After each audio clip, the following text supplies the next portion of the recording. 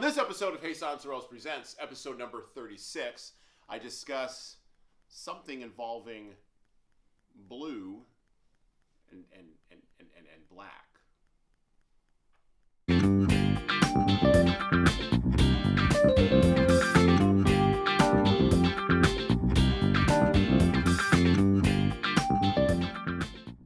Welcome to Jesan Sorrells Presents, episode number 36.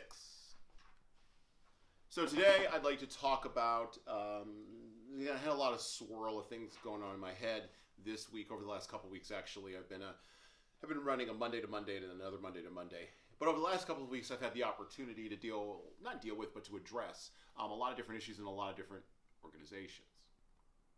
And one of the issues that keeps coming up is this idea of crossing the chasm from Clayton Christensen. Now usually this is about being an early adopter, right? And riding the wave very gently from early adopters to the masses. And there's a chasm between early adopters and masses, because the masses, what they want is something that's reliable and cheap. And what early adopters want is something that's cool and interesting.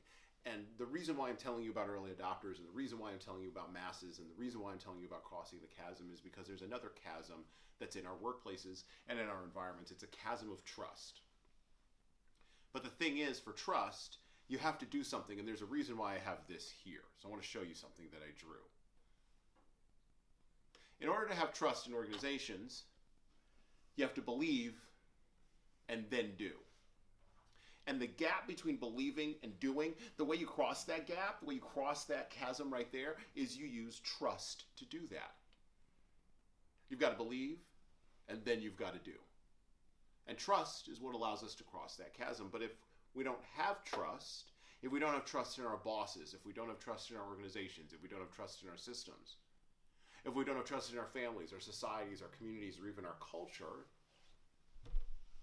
if we don't know where to find trust, if we don't prioritize trust, then the gap between believing and doing gets bigger and bigger and bigger.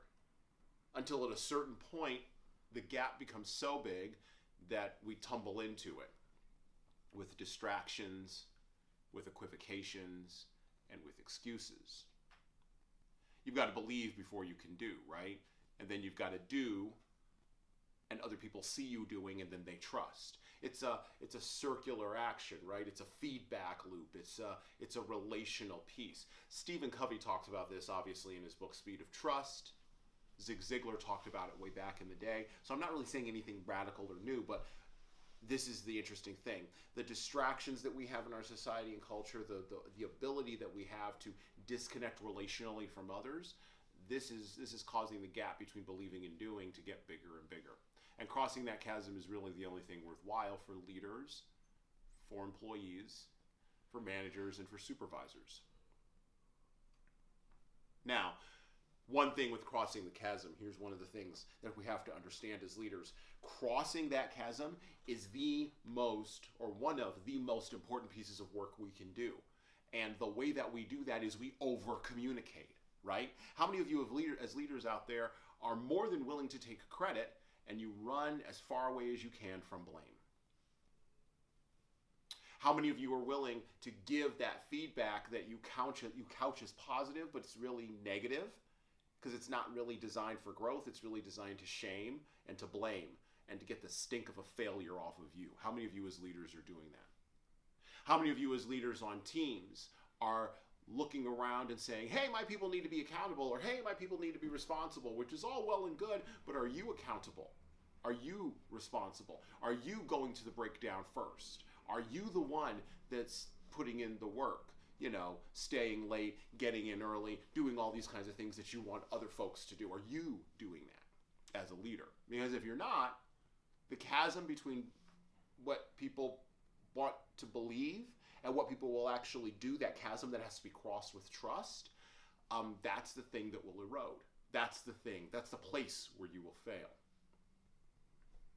I've been thinking a lot about this very deeply, and I've been thinking a lot about this over the last couple of weeks, because when you go from a retail organization to a manufacturing organization to a healthcare organization to a county government organization to a city government organization to a church organization, the number one thing that leaders say is, we want our people to be accountable. We want our people to do after they believe. But then you go to the people and the people say, we don't trust our leaders. We don't trust our leaders. Why is that? This is a short video with a powerful question at the end. Why is it? Why don't we trust our leaders? You should respond to me. You should put a message in the doodly-doo. And by the way, if you're watching this video, if you're catching it somewhere, you should like, you should comment, you should subscribe. You should tell me, why don't we trust our leaders? Why is it so hard to cross that chasm from believing to doing? And why is it that when leaders want accountability but are unwilling to be accountable themselves, and when leaders say they want trust but are unwilling to trust the people that they are tasked with leading, why is it that there is all these disconnects and disruptions and disputations? Why is it that all this stuff is happening? Why is it that we cannot cross